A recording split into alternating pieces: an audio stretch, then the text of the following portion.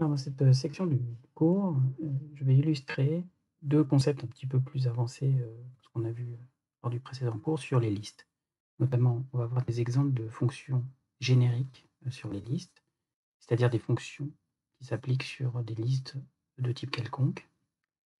Et on verra aussi un exemple de manipulation de listes.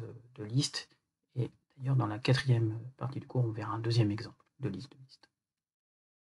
Pour les fonctions génériques sur les listes, l'idée c'est que certains calculs n'ont pas vraiment besoin d'analyser le contenu des listes, c'est-à-dire les éléments, les valeurs des éléments qui sont dans la liste. Par exemple, si on prend une liste de nombres, pour calculer la somme des éléments, on doit regarder la valeur des éléments qui sont stockés pour en faire la somme. Si on fait une fonction qui calcule cette somme, en paramètre, elle devra prendre quelque chose du type listInt ou listFloat, donc il va falloir identifier le type des éléments à l'intérieur. Par contre, si par exemple on veut juste compter le nombre d'éléments dans la liste, donc ça veut dire calculer la longueur de la liste, en fait on n'a pas besoin de regarder le contenu, les valeurs des éléments, il suffit de savoir combien il y a d'éléments.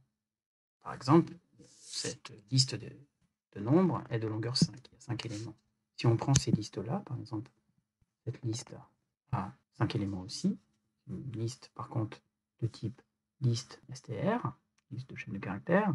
Ici, ensuite, on a une liste de booléens, de bool qui fait toujours 5 de long. Et ici, donc on a un exemple un peu plus compliqué, de liste d'entiers, c'est-à-dire chaque élément de la liste est elle-même une liste d'entiers. Et cette liste a aussi 5 éléments. C'est le premier élément, le deuxième élément, troisième élément, quatrième élément, cinquième élément. Donc, ce principe de longueur de liste est générique, c'est-à-dire qu'il marche pour n'importe quelle liste, quel que soit le type des éléments. La question, c'est quelle spécification peut-on donner à la fonction longueur, en particulier quel est le type de son paramètre à y répondre. La fonction, on va l'appeler longueur.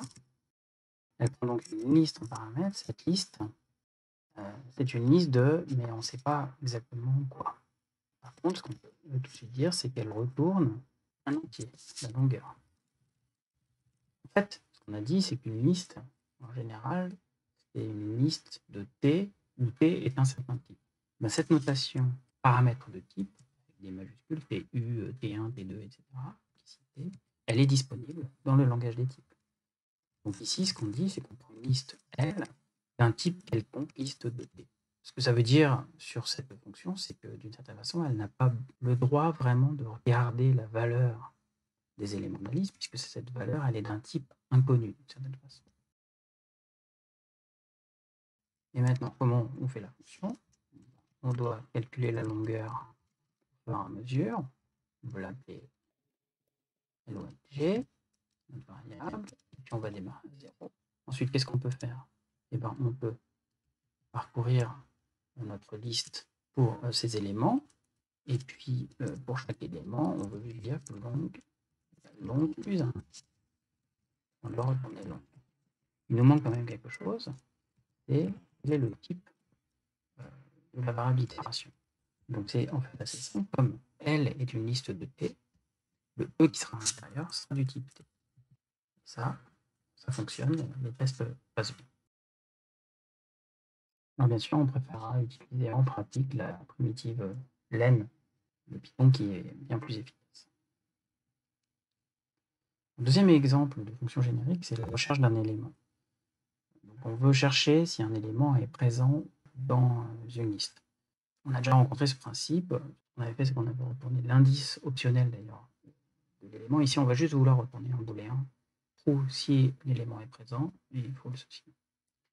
Alors l'idée ici, c'est qu'en fait, on peut en faire une fonction générique de cette recherche parce que l'égalité de Python, le égal, permet de comparer des éléments de n'importe quel type. Donc on peut tirer parti de ce côté générique de l'égalité pour implémenter de façon générique cette fonction recherche. Par exemple, pour rechercher un nombre dans une liste de nombres, dans une liste entière, si 2 est bien présent dans cette liste, 9 n'est pas présent. Mais on peut aussi rechercher une chaîne de caractères ou d'autres types de listes. On peut définir cette fonction recherche, qui n'est pas très compliquée. à l'exception d'une certaine façon sa spécification. Donc l'élément qu'on recherche, on va dire qu'il a un type générique T. La liste dans laquelle on recherche, c'est une liste générique avec le T qui correspond bien à celui de l'élément. Il faut que le type de l'élément qu'on cherche soit bien le type des éléments de la liste dans laquelle on cherche. On renvoie un booléen. On va chercher l'élément, donc on va parcourir la liste. Ici, l'élément est bien du type T, c'est l'élément courant.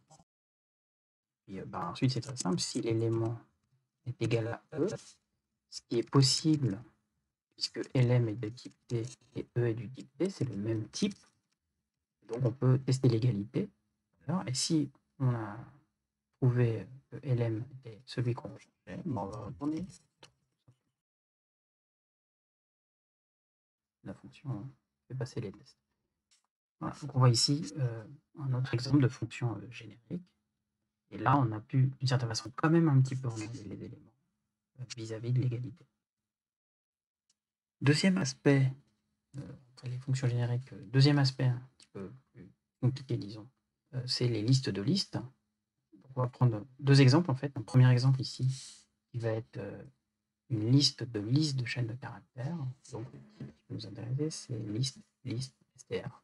Donc, chaque élément de la liste de base est une liste de chaînes de caractères, et donc chaque élément de chacune de ces listes est une chaîne de caractères.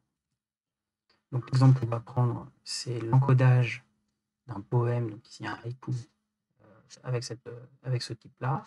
Donc chaque vers, finalement, sera une liste de mots, et le texte lui-même sera une liste de vers. Ce qu'on va faire dans ce haïku, c'est chercher le nombre d'occurrences d'un mot. La fonction s'appelle occurrence.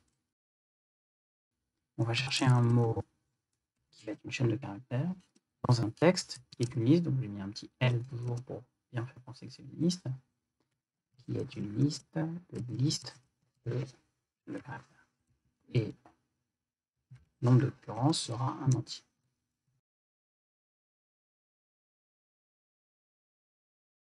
On va compter les occurrences. Et par défaut, ce sera 0. Donc, ce qu'on va faire, c'est que notre texte, c'est une liste de vers de poésie. Par exemple, on va reprendre cette idée-là. Donc, chaque élément de la liste, c'est une liste. On va dire c'est la liste courante. On va utiliser la boucle for in. Donc ici, maintenant, j'ai une liste de chaînes, et dans cette liste, je dois rechercher le mot. Donc, je vais refaire un parcours de tous les mots que contiennent mon vers.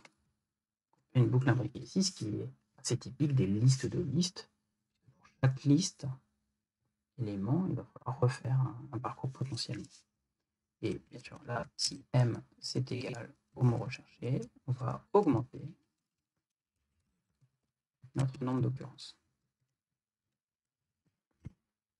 Et à la fin, on reprendra le nombre d'occurrences. Là, il n'y a pas encore de grosses difficultés.